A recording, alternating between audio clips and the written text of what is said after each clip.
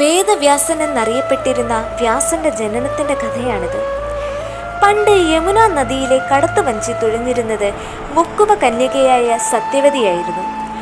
ഒരു ദിവസം പരാശരമുനി നദി കടക്കുവാനായി സത്യവതിയുടെ കടത്തുവഞ്ചിയിൽ കയറി. അതിസുന്ദരിയായ സത്യവതിയിൽ മുനിക്ക് കലശലായ ഭ്രമം തോന്നി. അവളെ പ്രാപിക്കണമെന്ന ആഗ്രഹം മുനി സത്യവതിയെ അറിയിക്കുകയും ചെയ്തു. എന്നാൽ തന്റെ കന്യകാത്വം നശിക്കുമെന്ന ഭീതിയിൽ മുനിയുടെ ആവശ്യം അവൾ അപ്പാടെ നിരസ്കരിച്ചു. സത്യവതിയോട് പരാശര മുനി പറഞ്ഞു, നിനക്കൊരാപത്തും വരാതെ ഞാൻ സൂക്ഷിച്ചുകൊള്ളാം.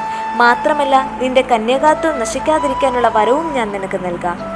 മുനിയുടെ വാക്കുകൾ വിശ്വസിച്ച സത്യവതി വഞ്ചിയിൽ വെച്ച് തന്നെ മുനിയുടെ ആഗ്രഹങ്ങൾക്ക് വഴങ്ങിക്കൊടുത്തു. അതുവരെ മത്സ്യഗന്ധം ഏറ്റിടുന്ന അവളുടെ ശരീരം അപ്പോൾ മുതൽ കസ്തൂരിതയുടെ ഗന്ധമുള്ളതായി തീർന്നു. ഗർഭിണിയായ സത്യവതി മുനിയുടെ തപോബലം കൊണ്ട് ഉടൻ തന്നെ പ്രസവിക്കുകയും ആ കുട്ടി ഉടൻ യുവാവായി തീരുകയും ചെയ്തു. യമുന നദീ മധ്യത്തിലുള്ള ദ്വീപിൽ വെച്ച് ജനിച്ചതിനാൽ ആ കുട്ടിക്ക് അവന്റെ മാതാപിതാക്കൾ ദ്വൈപായനൻ എന്ന പേരിട്ടു. മാതാവായ സത്യവതിക്ക് തന്നെ കാണണമെന്ന് മനസ്സിൽ തോന്നുന്ന അവസരത്തിൽ താൻ വന്നുകൊള്ളാമെന്ന് പറഞ്ഞ് പുത്രൻ തപസ്സനുഷ്ഠിക്കാൻ യാത്രയായി. ഈ പുത്രനാണ് പിൽക്കാലത്ത് വേദവ്യാസൻ എന്ന പേരിൽ പ്രസിദ്ധനായി തീർന്നത്.